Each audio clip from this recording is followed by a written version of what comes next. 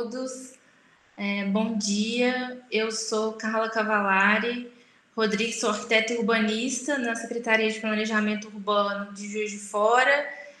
Tenho mestrado na área de planejamento urbano na Universidade UAV de Venezia e gostaria de agradecer principalmente o ONU Habitat, que tem apoiado durante alguns anos, e o mês de outubro, né, que celebra o Outubro Urbano, vem apoiando iniciativas de discussão e eventos que falam, né, principalmente sobre a Agenda 2030 e o atingimento das cidades nos 17 ODS. Bom, e também gostaria de agradecer vocês, panelistas, por toparem e compartilhar, né, também as experiências. E eu acho que agora vocês podem se apresentar. Ana Paula.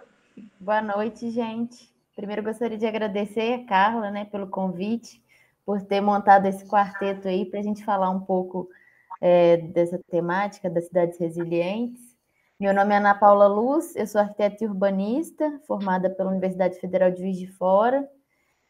Fiz mestrado em engenharia urbana e ambiental, tenho especialização em planejamento e gestão urbana e hoje atuo na Prefeitura de Juiz de Fora, no Departamento de Planejamento Habitacional, e também coordeno uma organização que atua com melhorias habitacionais, que é a Atos Colaborativos. É um prazer estar aqui.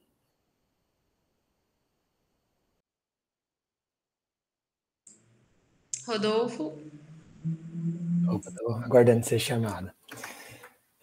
Primeiro, agradecer, Carla, o convite, o espaço, dividir esse espaço com a Ana Paula e com a Rita também. Espero que seja uma conversa muito proveitosa. Me chamo Rodolfo, sou engenheiro ambiental urbano, sou mestre, faço doutorado em planejamento e gestão do território na Universidade Federal do ABC. Espero que seja uma conversa muito proveitosa. Rita. Bom, olá a todos. Meu nome é Rita. Eu sou a única bióloga aqui. Eu sou bióloga formada pela Rural, Universidade Federal Rural do Rio de Janeiro. Fiz mestrado em planejamento, desenvolvimento territorial e políticas públicas. Trabalhei durante 7 anos no órgão ambiental do município, né, trabalhando com planejamento urbano também. E recentemente eu estou na Secretaria Executiva de Agricultura e Pesca, trabalhando especificamente com a pesca. Então hoje eu fico mais focada na pesca. E espero contribuir aí com a discussão com vocês. Estou muito feliz. Obrigada. Eu vou, então, começar, né, a abordar sobre a temática e logo vocês continuam sobre os temas específicos de cada um. Bom, o evento, né, ele tem como objetivo abordar sobre cidades coletivas, ambientalmente e socialmente seguras, né? Um grande desafio hoje para as cidades. Dentro desse escopo, eu acho que é importante a gente abordar e conectar os temas que envolvem essas cidades, o desenvolvimento urbano e o planejamento das cidades. Então, eu vou apresentar, de uma forma mais geral, os instrumentos que a gente tem hoje como forma de, então, atingir-se, né, possibilidade de atingir-se a construção de cidades mais resilientes. Dentro do panorama geral da política de planejamento urbano no Brasil, a gente tem, no âmbito federal, né, a Constituição, que foi um grande marco dentro da política de planejamento urbano, em 1988. Depois a gente tem, em 2001, o Estatuto das Cidades, e em 2003, o Ministério das Cidades. Dentro do processo, né, dentro do escopo da Constituição Federal, no capítulo 2, a gente tem a política urbana, na Constituição Federal, ou seja, nos artigos 182 e 183, ele estabelece instrumentos para garantir no âmbito do município do direito à cidade e do cumprimento da função social da propriedade. Todo esse escopo, né, ele versa sobre o objetivo para que toda a sociedade possa usufruir do bônus da urbanização. Ou seja, as cidades elas são construídas de forma conjunta, e aí a gente tem, dentro da função social da propriedade função social da cidade, a possibilidade para que todos possam usufruir desse bônus da urbanização. Depois a gente tem o Estatuto da Cidade, em 2001, e em 2003 o Ministério das Cidades. Dentro do Estatuto, ele especifica funções da propriedade privada e ainda prevê outros instrumentos para sua efetivação.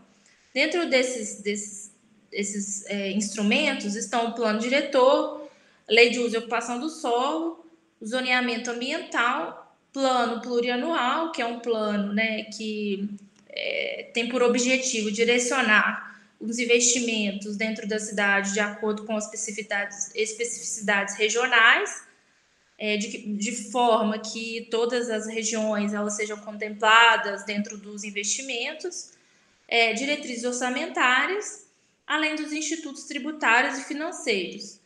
A gente também tem estudos de impacto de vizinhança, estudos de impacto ambiental, que devem ser feitos para empreendimentos que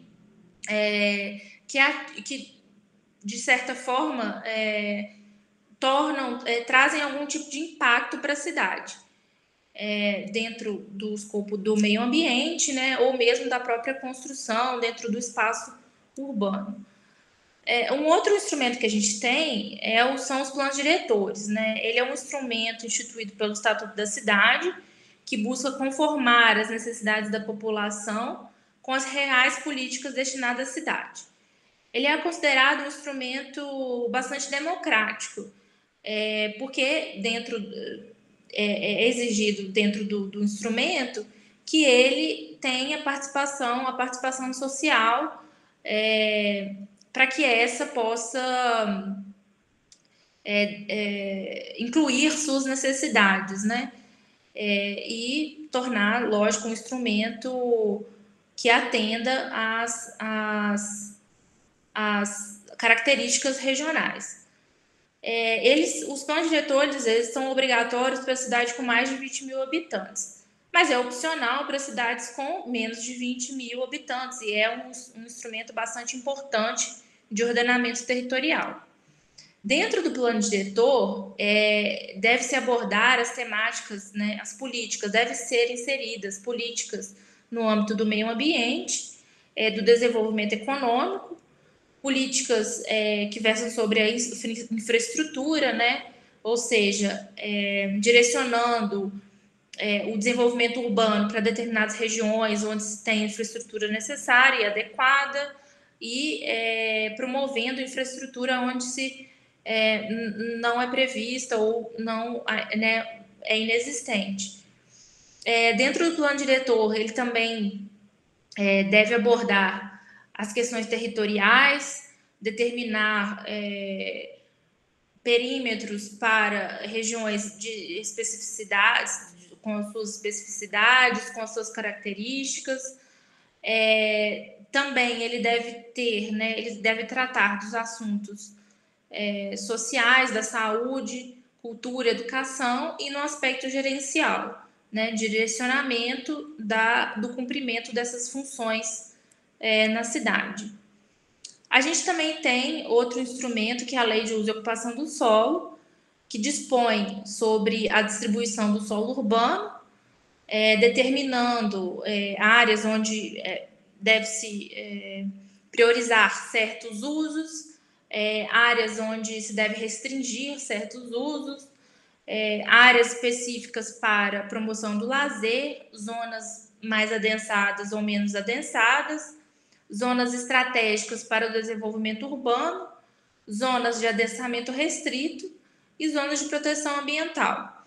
além de outras que podem ser determinadas na Lei de Uso e Ocupação do Solo, dependendo da região a que se trata, né?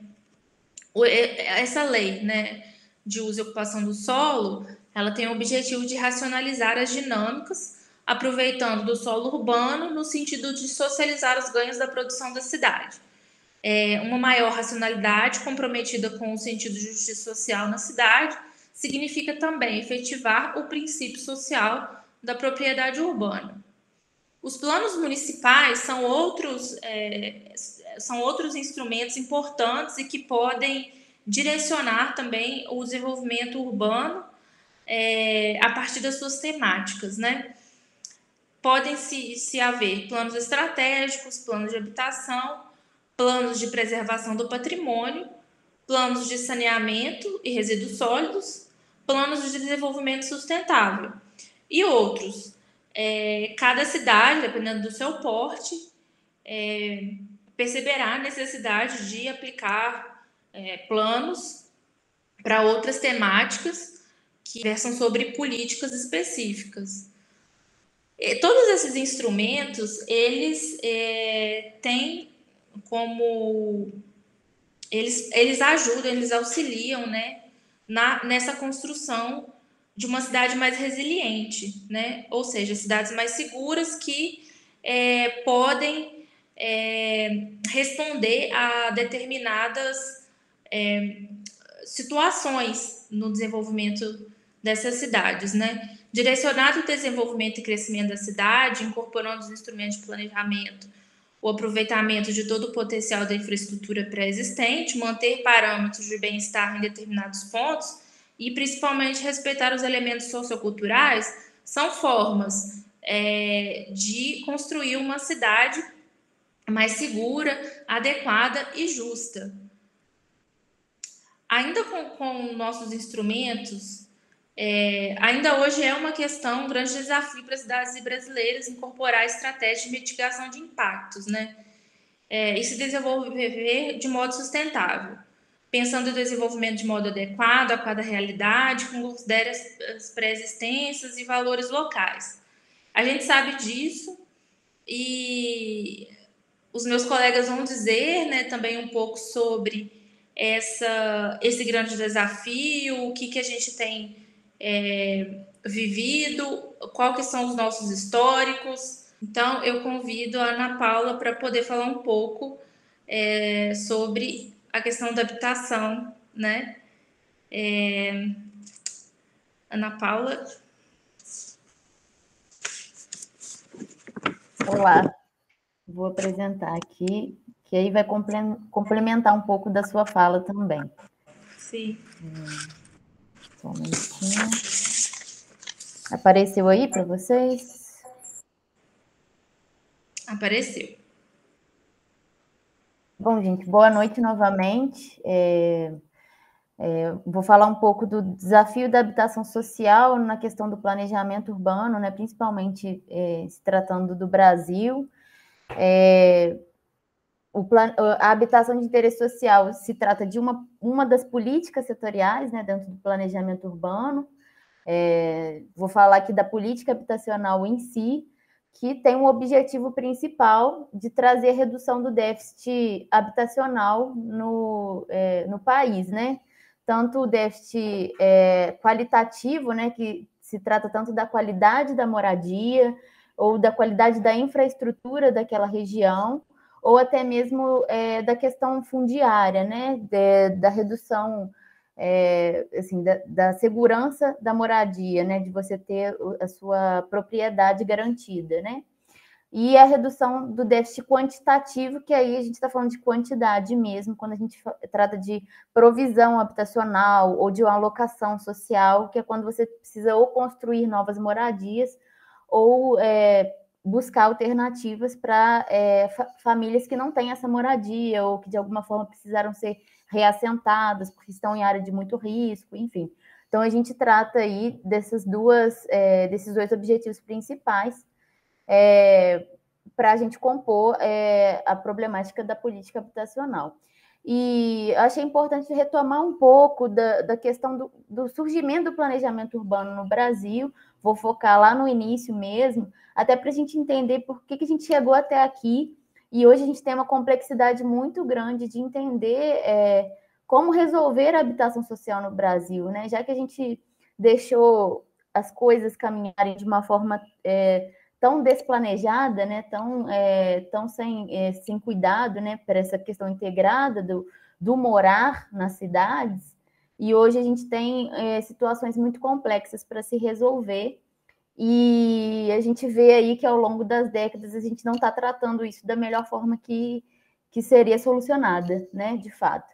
Então, a gente vê aí que o planejamento urbano no Brasil ele começa no final do século XIX, mais especificamente em 1874, com a Comissão de Melhoramentos na cidade do Rio de Janeiro, e aí a gente tem aí até a década de 30 os planos, o que a gente chamou de planos de embelezamento, né? O urbanismo sanitarista, que foi o surgimento assim, né, de um grande processo de favelização mesmo nos centros urbanos, né, do Brasil. E não vou passar muito nas outras temáticas do planejamento, né, ao longo das décadas, mas a gente vai vendo aí como que os governos e as gestões, né, principalmente federais, vão tratando essa problemática com soluções que nem sempre são eficientes, né? Então, a gente vê aí, né, o que foi o resultado desses planos de embelezamento. A gente trouxe até um exemplo aqui do caso do Pereira Passos, né, que foi um prefeito da cidade do Rio de Janeiro, foi a primeira capital do Brasil, que teve essa cultura muito né, chamada até do arrasa quarteirão, né? Vou demolir tudo que não é agradável aos olhos da população. E na época, né, a população mais pobre, principalmente a população negra, né, que tinha acabado de ter a abolição da escravidão, moravam nos cortiços, né, a população mais periferizada mesmo morava nos cortiços do centro do Rio, principalmente nas áreas portuárias, né, que é onde começa a ter realmente a urbanização no Brasil, e com esses planos de embelezamento, né, de melhorar as vias, né, muito focado nessa questão da malha viária, mesmo da estruturação da malha viária, na questão estética, uma visão muito eurocêntrica mesmo desse planejamento urbano. Ele manda demolir esses cortiços todos e não define um reassentamento para essas pessoas, que acabam tendo que buscar alternativas de moradia e ocupar os morros, né? Principalmente áreas que são áreas de risco, áreas de encosta, gerando aí outros problemas também, né? E né, essas primeiras favelas começam a surgir aí no fim do século XIX, e além disso também a periferização mesmo dessa população, que acaba fugindo desse grande centro, começa a ter uma valorização imobiliária já naquela época, enfim, e o pobre não era bem visto, né? Como a gente pode ver aí, uma charge de um jornal na época, né? Falando, né? Oswaldo Cruz, na época era um político também do Rio, limpando a imundície, né? A favela era considerada uma imundície, era muito mal visto pela sociedade, né? E a gente vê isso se perpetuando aí na mídia até hoje, né? De outra forma, né, com a questão da militarização, e por aí vai. E aí, após essa questão desses planos aí de arrasa quarteirão, de não lidar com a questão habitacional de fato, a gente entra aí no final da década de 30, com o período da Era Vargas, que, de fato, marca um surgimento aí de uma política habitacional no Brasil, seguindo uma tendência, uma lógica mais internacional mesmo, que passava a considerar a produção da moradia pelo Estado, né? Ou através também de financiamento público, né? Não só o Estado bancando, né, na íntegra esse custo, né? E isso acabou transferindo o ônus que anteriormente era um investimento do próprio setor privado, né? A gente tem as vilas operárias, a época da industrialização no Brasil ainda era muito focada a produção habitacional junto com as indústrias e tudo mais, então a gente passa o ônus do investimento imobiliário do setor privado para o setor público ou para o próprio trabalhador, né? Que precisaria financiar essa habitação aí a perder de vista. E aí o primeiro caso mesmo emblemático da habitação social no Brasil são os IAPs, né, os Institutos de Aposentadorias, que desenvolveu aí uma série de conjuntos habitacionais nos grandes centros, né, era uma prática mais de desadensamento urbano. Vou dar um exemplo aqui que é muito conhecido por todos, que é o IAP Pedregulho, no Rio de Janeiro, né, que é de 45. É uma construção que traz aí quase 500 unidades habitacionais, né, do REID, e uma tipologia aí bem singular, e você vê que, assim, um terreno bem grande, com equipamentos sociais, né, enfim, não tem um adensamento muito efetivo, de fato, né. E aí, a partir da década de 60, né, com a ditadura já instaurada no Brasil, em 1964, mais precisamente, é criado o Sistema Financeiro de Habitação, a partir dessa necessidade nacional de uma política habitacional mais efetiva, né, e especialmente focada na população de baixa renda, né. Então, se cria esse Banco Nacional de Habitação como um órgão central do sistema financeiro, que estimulava essa aquisição da casa própria, né? O sonho da casa própria, desde a década de 60. Os governos focam muito nessa questão, né? Do sonho da casa própria, né? Morar de aluguel não é a solução. O importante é você comprar o seu próprio imóvel, né? Ter essa segurança. Então, focou-se muito nessa questão da provisão em si, da construção indiscriminada de conjuntos habitacionais, que muitos deles tinham qualidades muito baixas, inclusive, né? Então, explodiu-se aí esses conjuntos habitacionais, tanto verticais quanto horizontais, né? A gente tem muitos casos aí emblemáticos de conjuntos habitacionais muito verticalizados e também de loteamentos populares com casinhas unifamiliares. Aqui a gente tem alguns exemplos, né, tanto no Rio de Janeiro quanto em São Paulo, até o caso da criação dos bairros dormitórios, né, porque você cria uma lógica de habitação que só tem a moradia em si, né, você não tem emprego, você não tem infraestrutura, você não tem acesso a comércio, a serviços, o transporte público não é eficaz, então é muito distante do trabalho, né, então praticamente as pessoas têm esse movimento pendular, as pessoas demoram 2, 3 horas para chegar no trabalho, e só vão para casa para dormir e voltar essa rotina novamente, né? Então, a gente tem aí muitos desses conjuntos sendo criados entre 60 e 80, Cidade de Deus aí no Rio, a gente tem, né, o Complexo da Maré, foi muito... a ocupação se deu também dessa forma, e aí foi ocupando informalmente ao redor, né, desses conjuntos. Aí, Cidade de Tiradentes, também na zona leste de São Paulo, uma gama aí muito grande de conjuntos habitacionais, como a gente pode ver aí na foto.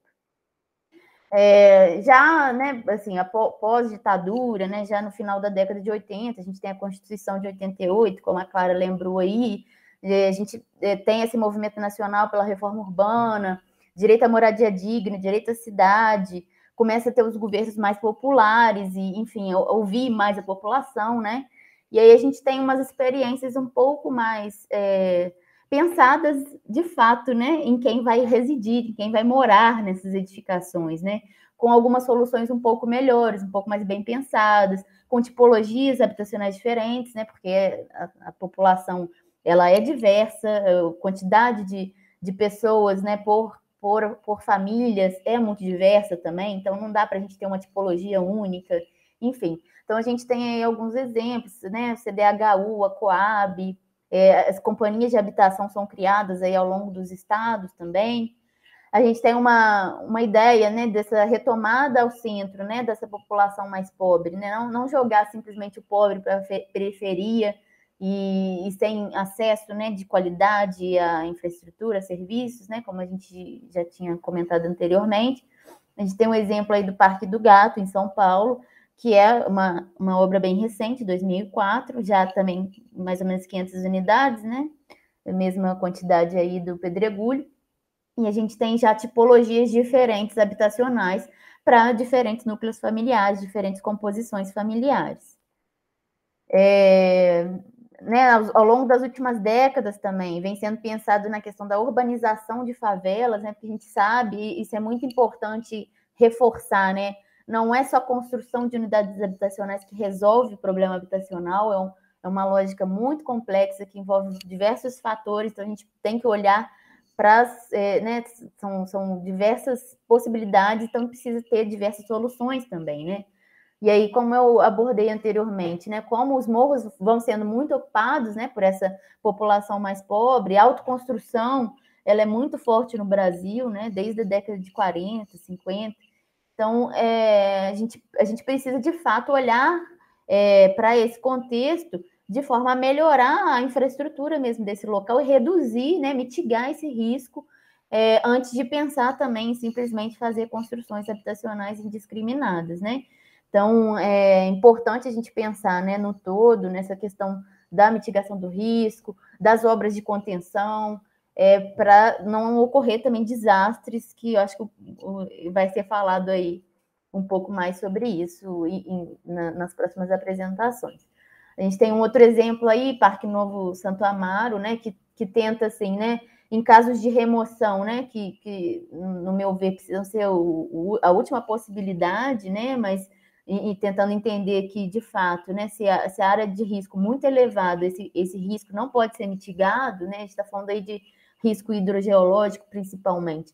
Então, a gente tem que pensar num reassentamento, né, numa realocação dessas famílias, mas pensando em que elas permaneçam na comunidade delas, né, não jogar ela para uma outra periferia, para uma outra região, que não tem nada a ver com que ela morou ali, com a região que ela já está habituada a morar, né, que já tem um sentimento de pertencimento muito forte.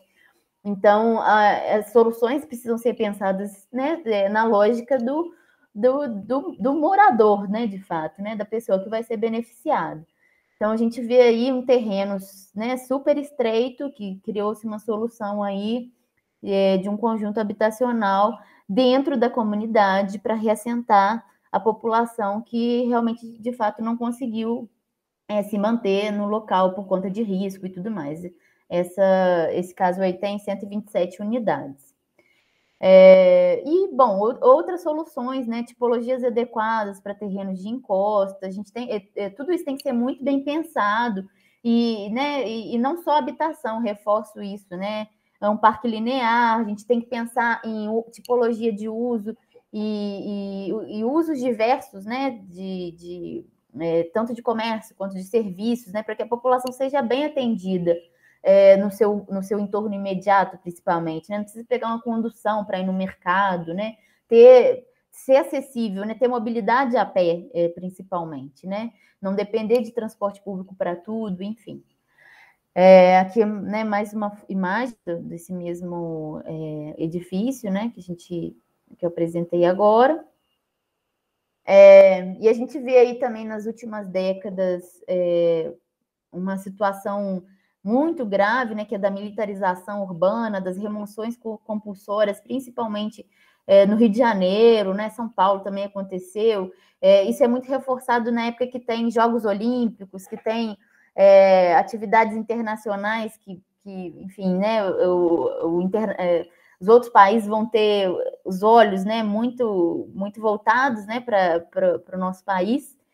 E há esse erro muito grave, né, de pensar que a militarização vai resolver alguma coisa, né? A favela ela é sempre criminalizada e não se resolve o principal, né? Que é o acesso de fato a serviços, a cultura, a lazer, a escola, equipamento de saúde, né? É isso que a favela precisa, não de uma unidade de polícia pacificadora ou de entrar com BOP, enfim, isso não resolve o problema, a gente já está cansado de saber disso, né? A gente precisa de políticas focadas em resolver as diversas situações, mas não é isso que de fato resolve, isso nunca pode ser considerado uma política habitacional. E aí, por fim, acho que o último programa habitacional mais emblemático foi Minha Casa Minha Vida, né? Da última gestão federal, no caso. A gente tem o programa Casa Verde e Amarela agora, mas que eu até me abstenho de falar um pouco sobre ele, porque ele não foi efetivamente desenvolvido, né? Ano passado ele foi lançado, mas não houve, na prática, nenhuma política ou recurso, de fato, enviado para os municípios para a gente lidar com isso ainda. Então, o programa Minha Casa Minha Vida, né, foi um programa de diferentes faixas, né, faixa 1, 2 e 3, de 0 a 3, de 3 a 5, de 5 a 7, salários mínimos, né? A gente considera a faixa 2 e 3 mercado popular, que a pessoa já tem uma condição um pouco maior de financiar o seu imóvel, e a faixa 1, que é o de 0 a 3 salários mínimos, que é um subsídio muito, muito baixo, né? Assim, praticamente 99% da habitação é subsidiada e a família paga esse 1%, né? E vou focar principalmente em um item específico do Minha Casa Minha Vida, que era o entidades, que ele foi muito pouco divulgado, né? E, inclusive, assim, com relação a recursos, né? Quando a gente vê aí nesse gráfico, apenas 1,85% do recurso destinado ao Minha Casa Minha Vida era voltado para entidades. E o que é o entidade? Você, ao invés de você enviar o recurso diretamente para uma construtora, executar aquele conjunto habitacional da forma como ela queria, né, sem ter uma participação popular efetiva, você enviava esse recurso para as entidades, para os movimentos de moradia, e eles iam contratar, né, uma assessoria técnica, habitacional, juntos, né, fazer um mutirão ali, e definir quem que moraria ali. De fato, eles têm uma organização muito grande, né, de pessoas que estão sem moradia, são movimentos muito articulados, e eles definiram qual que era a tipologia mais adequada para eles, né, o tipo de habitação que eles queriam. Então, assim, para mim, um dos programas habitacionais que, assim, infelizmente, não teve muito suporte, mas foi muito importante, foi um passo muito importante que a gente deu no quesito da política habitacional, né? A gente vê aí ao lado, né, são práticas de autogestão, né? A produção autogestionária, o trabalho de mutirão mesmo, né? O próprio morador decidindo e deliberando de onde que seria destinado cada recurso. A gente tem, assim, alguns casos, né, principalmente nos grandes centros. Vou mostrar 2 casos aqui de São Paulo. Inclusive, eu pude visitar pessoalmente, as fotos são minhas. A gente tem aí um complexo, né, de unidades habitacionais, que é o José Maria Amaral e Florestan Fernandes. Os 2 que eu vou falar são em Cidade de Tiradentes também, e são famílias beneficiadas do MST, né, do Movimento dos Trabalhadores Sem Terras da Zona Leste de São Paulo. Então, aí, a habitação sendo construída, hoje ela já está sendo utilizada, né, com a tipologia que eles definiram, que atenderia a eles, né? A gente tem o Mutirão Paulo Freire, que também é muito emblemático, também Cidade de Tiradentes. Ele é projetado por escritórios, né, de assessoria técnica, nesse caso foi o Usina, que é bem conhecido aí no estado de São Paulo. E tem todo um trabalho mesmo, né, de negociação, de manifestação, né? Não é simples assim, né? O movimento de moradia escolhe o terreno, e aí tem um longo processo de negociação com o governo, né?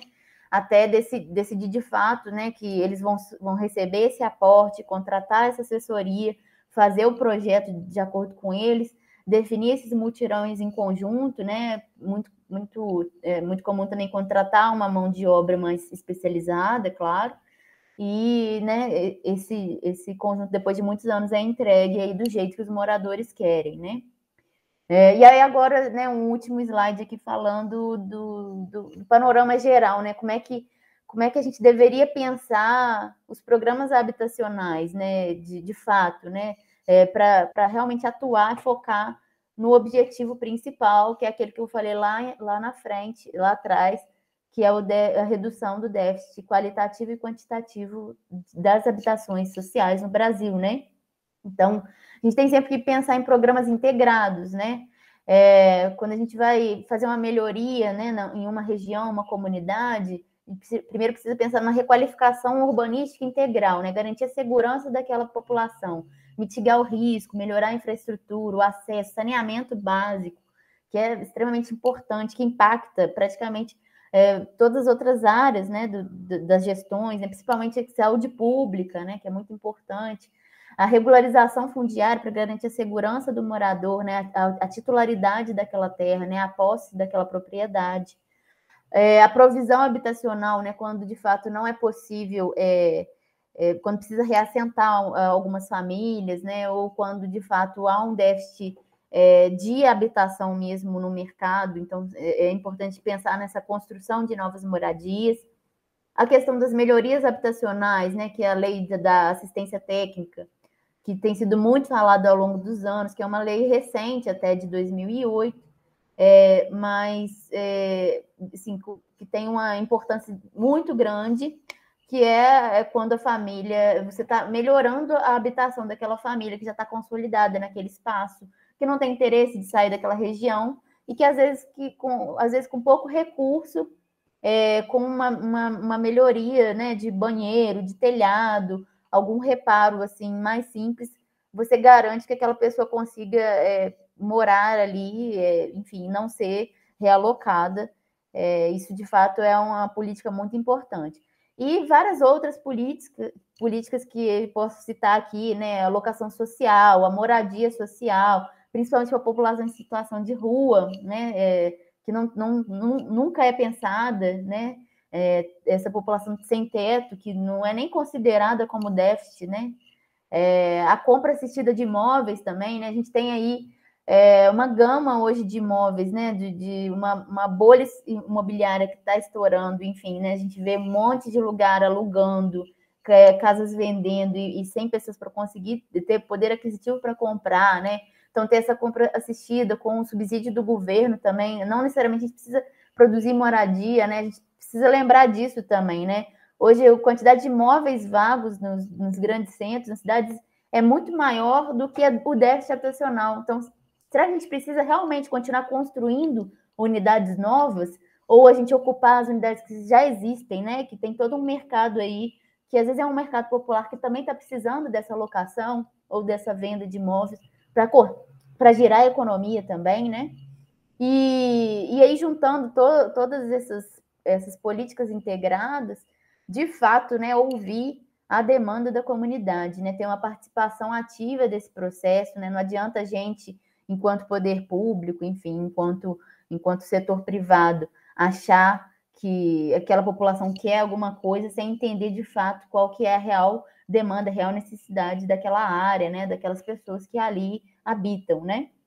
E concluo aí a minha explanação trazendo um pouco, né, dos ODS, né, dos Objetivos de Desenvolvimento Sustentável da ONU, que eu acho que tem tudo a ver com os programas habitacionais, que são o 9, o 10 e o 11, né, que é a questão da inovação, da infraestrutura, da indústria, né, falando aí principalmente da construção civil, redução das desigualdades e cidades e comunidades sustentáveis, né.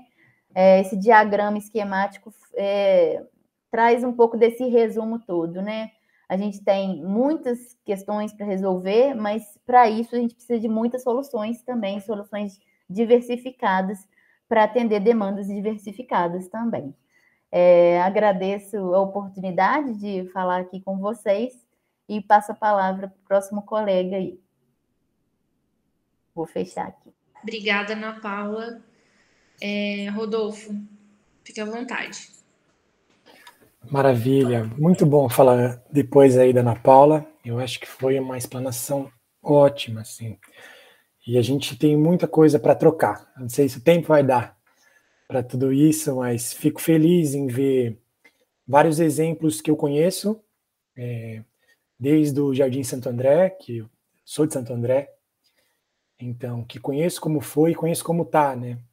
E vou falar um pouco dessas problemáticas. Vou compartilhar aqui rapidinho e a gente vai lá.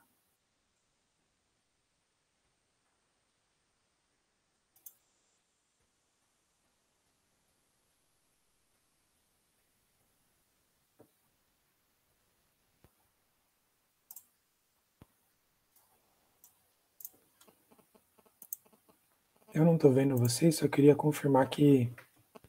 A gente está vendo. Está vendo? Então, sim.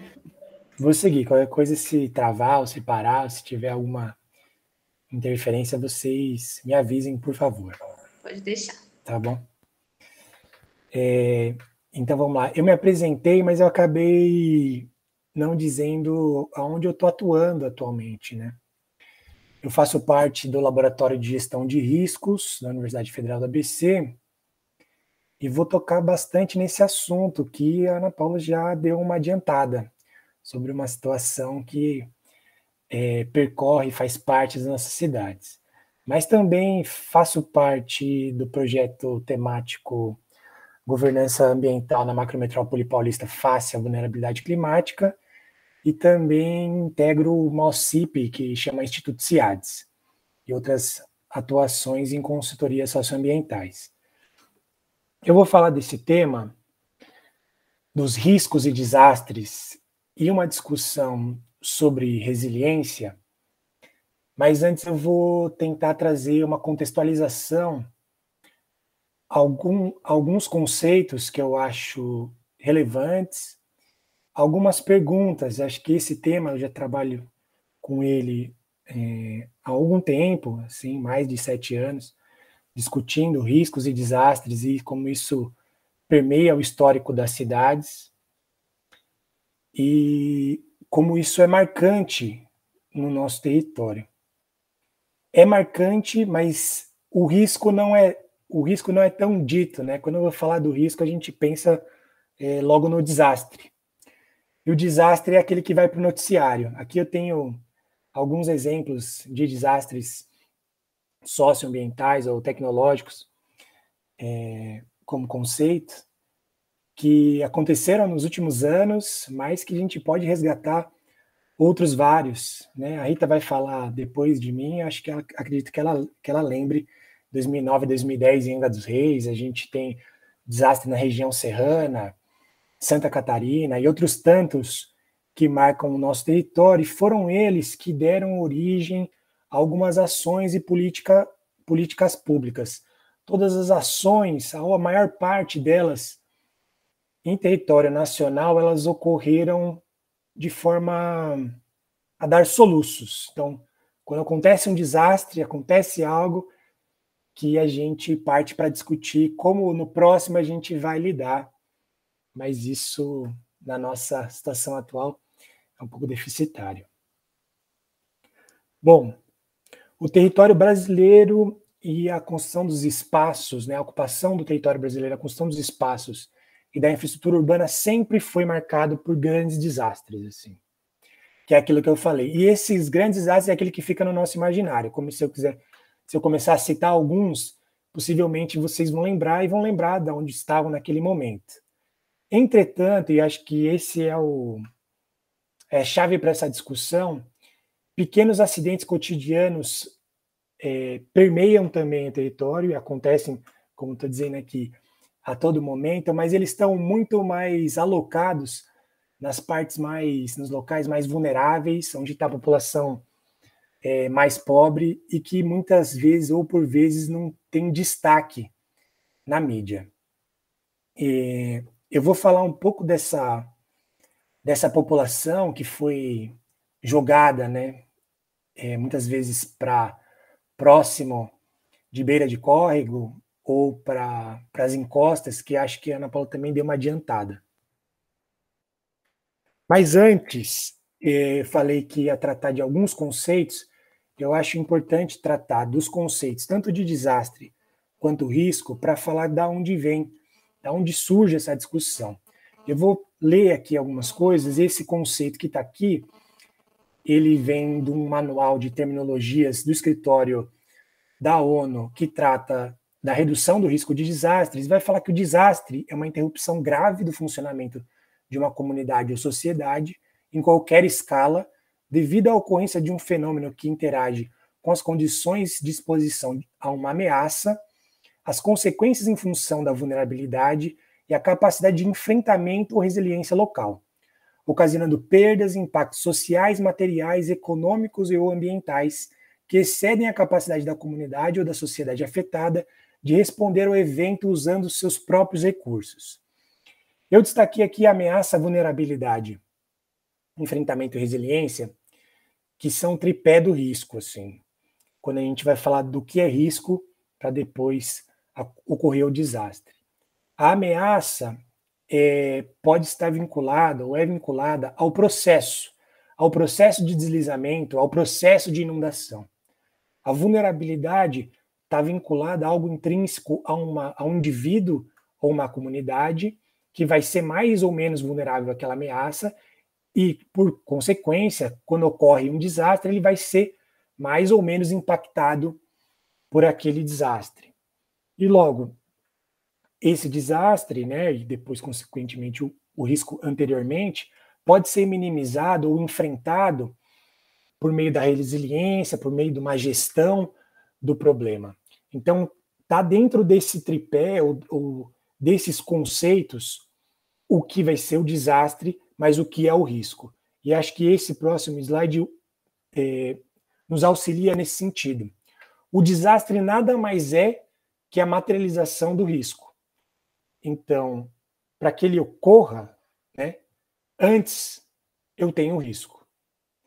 E a importância de se entender que o risco existe é fundamental. E aonde ele está, conhecê-lo, né, saber como ele se dá ou como ele se apresenta, é importantíssimo para que eu tome uma atitude. Só conhecendo, então, só eu tendo planos que vão mostrar em quais locais na minha cidade eu tenho situações de risco, que eu vou poder agir e evitar que ocorra um desastre, ou pelo menos mitigar no momento que ocorra um desastre, ou gerenciar no momento que ocorre um desastre. E aí eu utilizo essa fala aqui, né, do Beck, que vai falar que o risco diz respeito a algo que pode acontecer no futuro, com processos que ainda não ocorreram, mas que são iminentes, e que justamente nesse sentido já são reais hoje. Ele trata de uma probabilidade no futuro, mas veja, como eu comentei, ao saber que ele existe, ao mapeá-lo, saber aonde ele está acontecendo, ele passa a ser real, né? E se ele passa a ser real, é nesse momento que eu posso agir sobre ele. Eu trago uma outra discussão de um autor que eu acho importantíssimo, mas que discutiu com vários outros autores também, que vai falar das causas de fundo, das pressões dinâmicas e das condições inseguras que vão demonstrar que o risco é construído socialmente e distribuído de maneira desigual. Faço um link já com o que a Ana Paula comentou, no seguinte, ela acabou de demonstrar que existem causas de fundo e pressões dinâmicas, né, numa escala temporal, espacial e temporal, que vão mostrar que faz parte da construção das nossas cidades uma condição que faz com que alguns estejam mais expostos do que outros a situações de risco. E que essa exposição ao risco, ela é construída socialmente. Tem elementos econômicos, culturais e sociais, e que mostram muito bem que essa forma de distribuição do risco, ela ocorre de maneira desigual. Bom, quando eu falei aqui do Blakey, do Wisner, que usaram as causas de fundo, as pressões dinâmicas, as condições inseguras, desde 94, 96 aqui eu coloquei uma referência, mas é uma referência que vem sendo utilizada, esse quadro, né, esse quadro que está demonstrado aqui, já foi sendo atualizado por diversas vezes. Ele vai tratar de uma coisa aqui, eu vou chamar a atenção para uma coisa que eu falei anteriormente, da progressão da vulnerabilidade e da ameaça, como eu falei daquele tripé, né, aqui, tirando o enfrentamento, a resiliência, ou a gestão, o gerenciamento, eu tenho aqueles dois componentes da ameaça e da vulnerabilidade, e eles vão destrinchar muito bem a progressão da vulnerabilidade. Como a vulnerabilidade ela pode ser dividida ou destrinchada de forma numa escala espacial e temporal, desde causas profundas até passando para as pressões dinâmicas até condições inseguras. E de outro lado que eu tenho as ameaças aqui, muito bem reconhecidas pela gente, o que passa nas cidades brasileiras, inundações e deslizamentos, mas que também, aqui, esse é um quadro antigo, mas hoje se tem isso muito claro, que também ações antrópicas têm uma forte influência nessas ameaças. E eu vou trazer aqui destacar algumas coisas que vêm nesse quadro, que fazem um link já com o que a Ana comentou, mas que para a gente eu acho que vai ficar mais claro do que eu estou falando. Tanto das pressões dinâmicas, quando eu falo que isso faz parte da vulnerabilidade, ou que traz uma certa vulnerabilidade, o rápido crescimento da população, a rápida urbanização, como isso vai ter reflexo na localização, aonde estão situadas as moradias, em localizações por vezes perigosas. Como é que através dos baixos salários, da forma como é o ingresso das pessoas no mercado imobiliário, por exemplo, faz com que a gente tenha pessoas vivendo numa condição de vulnerabilidade maior ou menor. Vejam, eu estou tentando trazer aqui, ou ele traz aqui, ou eles trazem aqui, uma decomposição da vulnerabilidade que mostra que ela é um produto social. Ela é um produto social, e ela é um produto social muito vinculado à característica da urbanização. E pensando na característica da urbanização brasileira, que ocorre, eu acho, já demonstrado aqui, vou ressaltar só alguns pontos, que ocorre uma grande concentração de renda, é uma urbanização pautada na segregação espacial e numa urbanização excludente, vem de um crescimento acelerado de suas metrópoles sem o acompanhamento de infraestruturas e políticas públicas, é proveniente de uma ocupação desordenada, ilegal, sem recursos técnicos e financeiros significativos, fundamentada na autoconstrução e onde o Estado é por vezes ausente. Uma urbanização precária, com parcelamento irregular do solo, ocupação de áreas inadequadas e ambientalmente frágeis, expondo a população a situações de riscos socioambientais. Bom, aqui eu coloco tanto causas de fundo e pressões dinâmicas que fazem com que eu tenha situações de risco em nossas cidades. Mas essa construção, ela não é igualitária, né? Pois nós temos, em muitas das médias e grandes cidades, calma aí, um segundo. Desculpa. Muitas das médias e grandes cidades brasileiras, a gente tem uma dualidade muito clara, né?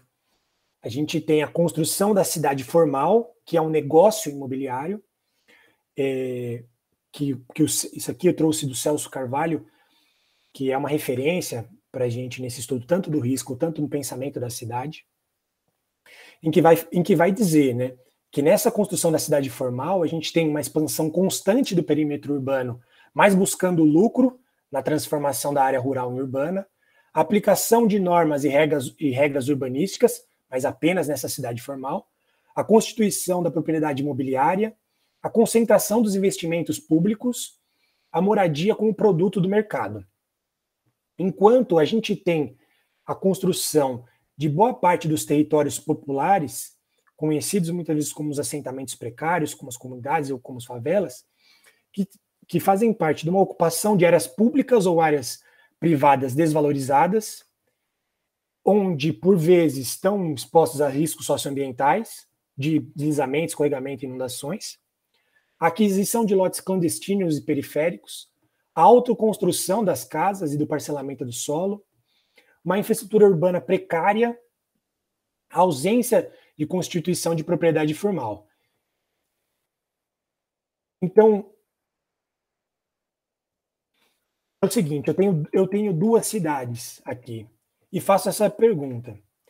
Quem vive constantemente em situações de risco nas médias e grandes cidades brasileiras? A gente está falando de que cidade quando eu estou discutindo o risco de desastres, principalmente na condição das cidades brasileiras? Na cidade formal, são nos territórios populares. Fica uma reflexão. E fiz essa reflexão também, pensando nessa cidade dividida, fiz uma pesquisa que no Google, tirei uns prints para a gente pensar um pouco. A primeira pesquisa, coloquei a Rocinha e São Conrado, a gente vê as imagens da Rocinha em São Conrado, mas eu vou chamar a atenção para essa linha que aparece aqui, que vai falar assim, que já faz essa relação. Praia, desigualdade, desigualdade social, morro, favela, facção, Hotel Nacional. Faço depois uma pesquisa Paraisópolis e Morumbi, que vem também favela, desigualdade, bairro nobre, São Paulo, muro, apartamento. A gente está conversando sobre as mesmas dinâmicas de cidade.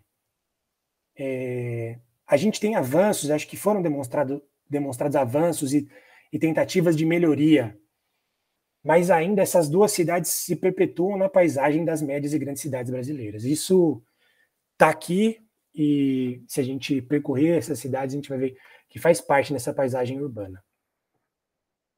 Eu trago uma indicação de um livro que, para mim, foi muito importante para esse entendimento das causas de fundo, das pressões dinâmicas, das condições inseguras que muitas famílias vivem, que é esse livro do Lúcio Kovarik, que chama Viver em Risco, sobre a vulnerabilidade socioeconômica e civil. Ele ajuda muito a entender quem realmente está exposto, qual é a cara do risco no Brasil, qual é a cara da situação de risco no Brasil, ou pelo menos qual é a cara dos que mais sofrem com as situações de risco no Brasil. E aí eu viro a chave aqui. Falei do risco e falei do desastre como uma diversidade, e passo a discutir agora um conceito, ou a discussão de qual conceito tem sido utilizado como enfrentamento dos riscos e desastres nas cidades. Que conceito que é esse? Que novo conceito, ou que conceito vem sido utilizado nas últimas décadas para tratar desse enfrentamento? É a resiliência. A resiliência é um conceito que vem seus primeiros usos assim, na física, né, do impacto ou de uma deformação, e depois da deformação desse corpo que ele volte a uma condição inicial, mas que depois vai percorrendo outros campos de conhecimento, como na psicologia, como na ecologia, mas depois vai ter uma aderência muito grande na discussão dos riscos e desastres e das mudanças climáticas atualmente. Volto para discutir também a terminologia que o escritório da ONU, que trata do tema, vai falar. Ele vai dizer que a resiliência é a capacidade de um sistema, comunidade ou sociedade exposta a uma ameaça de resistir, absorver, adaptar, transformar e recuperar de seus efeitos em tempo hábil e eficiente, mediante a preservação e restauração de suas estruturas e funções essenciais por meio da gestão dos riscos. Aqui já essa discussão da resiliência já voltada para a discussão da gestão de risco. Bom, esse tema que vai permear, vai começar a permear a gestão de risco, como a resiliência em si, o conceito de resiliência, depois vai ser traduzido para o conceito de cidade de resiliência. Eu vou usar essa definição do Gottschalk, que eu acho bem interessante, que vai falar que o conceito de cidade resiliente consiste em uma cidade capaz de suportar um evento adverso, sem o caos imediato ou danos permanentes. Os sistemas e as comunidades deveriam resistir, sobreviver, se adaptar e se recuperar após um desastre, e seriam construídas com base nos princípios derivados de experiências passadas, adaptando-se, aprendendo com os desastres. Bom, na nossa realidade, que experiências passadas nós temos para nos adaptar pensando em novos desastres? Quais são as capacidades de resistir, sobreviver e se adaptar e se recuperar na condição das políticas públicas e de desigualdade que vivenciamos em nossas cidades? Essas reflexões se mostram importantes para discutir realmente um desses ODS, né, das cidades e comunidades sustentáveis, da necessidade de tornar cidades e assentamentos humanos inclusivos, seguros, resilientes e sustentáveis. Bom, então, a ONU também aponta essa necessidade, a necessidade de criar cidades sustentáveis e resilientes, preparadas, né, que possam absorver impactos, que possam ser reconstruídas a partir de experiências passadas. Mas quais cidades brasileiras podem ter esse título, levar esse título de cidades resilientes? A gente está aqui nessa conversa, depois acho que talvez em algum momento gostaria muito de ouvir o que cada um que vai estar assistindo aqui depois pensa sobre isso. Qual cidade passa pelas nossas cabeças que poderia levar esse título, no caso do Brasil?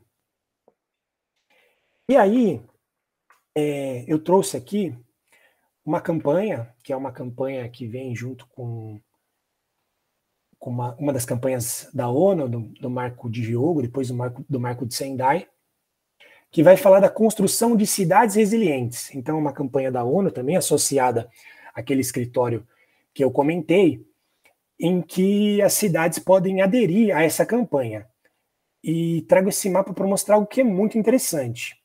O Brasil, né, nas nossas condições, é o país com mais municípios que aderiram à campanha Cidades Resilientes. Aqui, se a gente for olhar aqui nessa bolinha, mais de 1.000 cidades, juntando com as 80 aqui do Nordeste, mas muito mais do que a América do Norte, muito mais que a África, muito mais que a Europa, muito mais que a Ásia. Então, nós somos a referência para cidades resilientes? É isso que quer dizer? Ou nós somos exemplo da busca pelas cidades resilientes? Aí fica outra questão. E quando eu busco cidades resilientes no Google e volto lá para falar as palavrinhas que vão aparecendo, né? Construindo Porto Alegre sustentável, cidades sustentáveis, falando do desastre, das mudanças climáticas, as imagens que aparecem, resiliência urbana também aqui, tratando do circuito urbano de 2020, da ONU, soluções baseadas na natureza,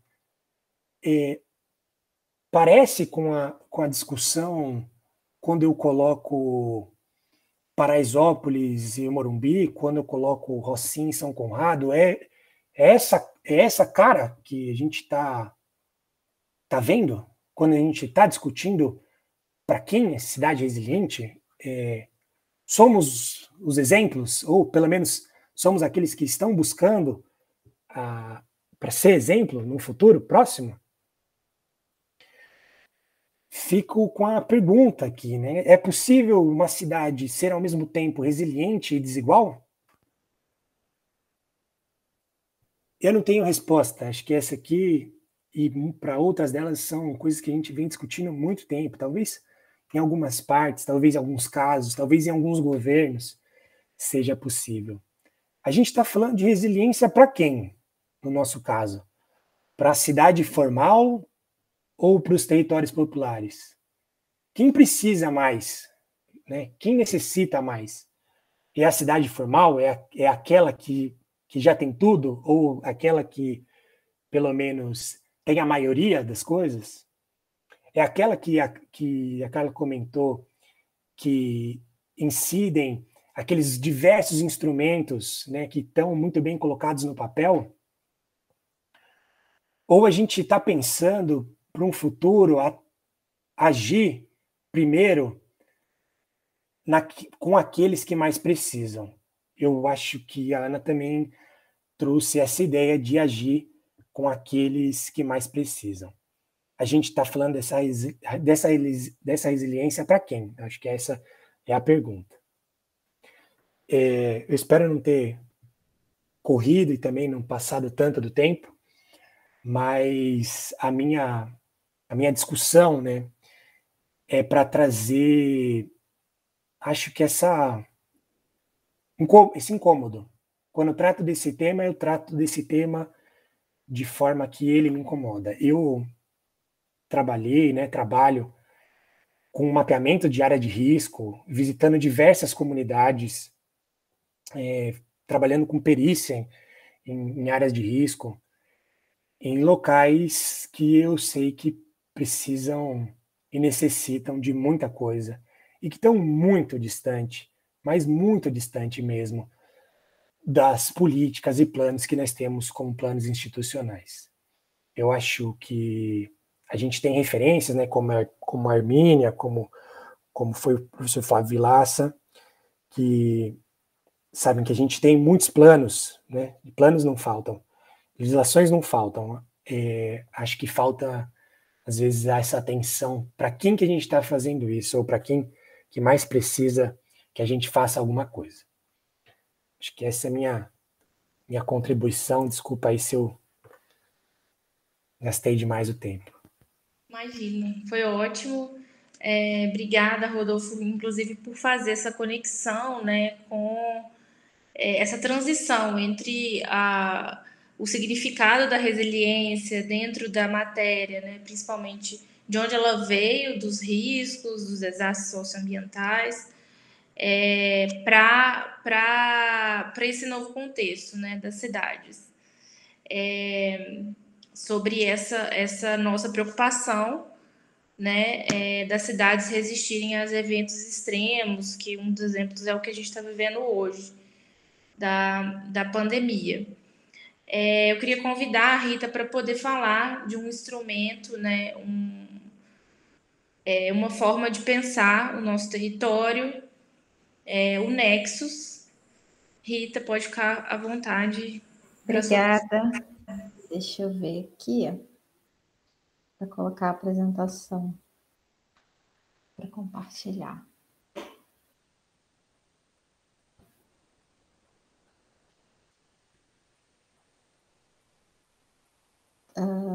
Estão conseguindo ver?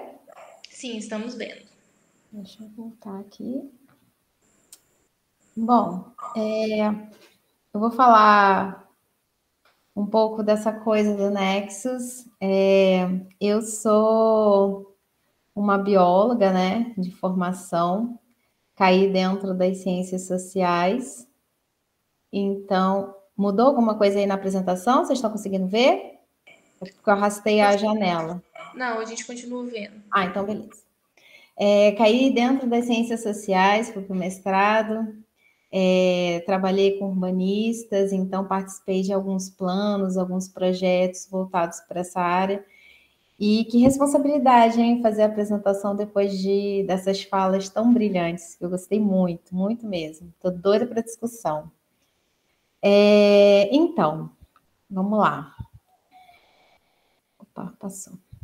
Então, eu venho falar um pouquinho da sustentabilidade, mas focando no contexto do nexo, que é justamente a relação entre água, alimento e energia, né, nas áreas urbanas. E por que trazer isso para as áreas urbanas? Porque as cidades, elas passam a ser o ponto focal nas estratégias do desenvolvimento sustentável, né? As cidades, elas têm um emaranhado de relações e conexões e conflitos e sinergias que fazem com que elas sejam áreas extremamente desafiadoras para pensar a sustentabilidade. E quando eu falo em sustentabilidade, eu me remeto ao conceito do Sachs das dimensões ecológica, ambiental, social, política e econômica. Né? Então, eu estou pensando em todas essas dimensões, não apenas na sustentabilidade como apenas a parte ecológica, mas também a parte social, a parte cultural, a parte política. Tá? E aí eu quero trazer um pouquinho aqui, e eu acho que isso também faz um link bem legal com a fala da Ana, que é do direito à cidade, né? Que ele se traduz como uma expressão mesmo do direito à dignidade humana, do direito a cidade ser inclusiva, a cidade contemplar, a não ter aquela divisão, né, que o Rodolfo apresentou da cidade formal, do território, aquela separação. E o direito à moradia ele está incluso nisso, né, no direito à cidade, ou seja, cidade para todos, né? E hoje a gente muito se discute cidade para quem e qual cidade. E Gordon Walker, ele já vem, né? Ele é um professor brilhante que trabalha muito essa questão das desigualdades e ele traz muito esse conceito dos espaços de vulnerabilidade e dos espaços de bem-estar.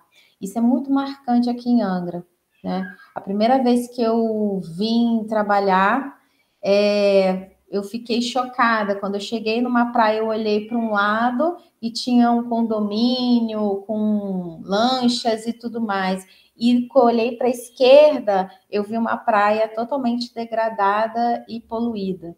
Isso é muito marcante. Eu vou trazer um pouco disso aqui também, porque fala um pouco sobre o meu trabalho também. Então, a gente tem também essa questão da desigualdade, né, desses movimentos de luta por moradia, por reconhecimento, por pertencimento, muito linkados com a questão da injustiça ambiental. Né? Hoje a gente não consegue, principalmente aqui no Brasil, a gente não consegue nem falar em racismo ambiental, a gente fala em injustiça ambiental, porque ela perpassa questões, ela perpassa territórios. Então, ela tomou-se um conceito muito mais amplo, né? Que são as camadas mais vulneráveis da população que estão sujeitas aos ônus, né, do desenvolvimento econômico, principalmente. E aí eu trago os 3 elementos principais, né, do meu estudo, do meu trabalho, das minhas reflexões, que é a água, alimento e energia. Por que esses 3? Porque esses 3, todo mundo tem que beber, né? Precisa de água para cozinhar, para tomar banho, alimento, precisa se alimentar bem, e energia para cozinhar, energia para tudo, para se deslocar. São elementos essenciais para o bem-estar, tá? E o estudo do Nexo, ele vai tratar exatamente dessas interações entre esses elementos e quais são os feedbacks entre os seres humanos e os ambientes relacionados a cada um desses componentes. E aí precisa-se de um olhar sistêmico, integrado, porque cada um desses elementos afeta e reflete no outro, tá? E aí a gente vai ver a partir das escolhas, dos usos, dos indicadores, quais são os conflitos e quais são as potencialidades, quais são as sinergias entre os grupos de interesse, né, entre os atores ali daquele território. E essa abordagem, que ela não é nem uma metodologia, não tem uma metodologia pré-definida para estudo do nexo, ela é uma abordagem sistêmica integrada, né? Ela tem se revelado como extremamente importante, tanto para o cumprimento, ou pelo menos assim, eu vou dizer, para o monitoramento dos ODS, porque ela perpassa todos os ODS. Eu vou trazer alguns, mas você pode aplicar o nexo, ele se relaciona para todos, né? Quanto da nova agenda urbana, tá? Então, eu volto a dizer que as cidades, elas se tornam pontos focais porque elas possuem essas dinâmicas, né? Bem complexas. E, além disso, as cidades, elas revelam com essas dinâmicas a escala local. Então, numa mesma cidade, você vai ter diferentes nuances se você for trabalhar a segurança hídrica, alimentar e energética. Alguns autores ainda afirmam, né, e mostram que nas comunidades, né, nos locais em situação de vulnerabilidade, essas conexões se tornam ainda mais evidentes. Por quê? Porque elas vão refletir justamente as estratégias desses indivíduos para obter água, para obter energia, para se alimentar, tá? Para preservar um alimento, por exemplo, né? Um exemplo que a gente tem, para preservar um alimento para um período onde vai ter escassez. O que usa? Usa carvão, usa quais recursos? Então, a gente tem isso muito mais evidente nas comunidades, né, nos locais de contexto mais vulnerável. Eu vou pedir desculpa, acho que meu filho está gritando. Então, eu vou trazer um pouquinho o conceito, né? O que a gente pode considerar segurança hídrica? Né? A gente tem cerca de 2,2 milhões de pessoas sem acesso ao fornecimento de água. E esse número só aumentando, né? 4,3 bilhões de pessoas que não são atendidas por serviços sanitários. 3 bilhões de pessoas, pelo menos, não possuem condições básicas de higiene. A gente está no meio de uma pandemia, a gente vê pessoas que não têm como lavar a mão, por exemplo.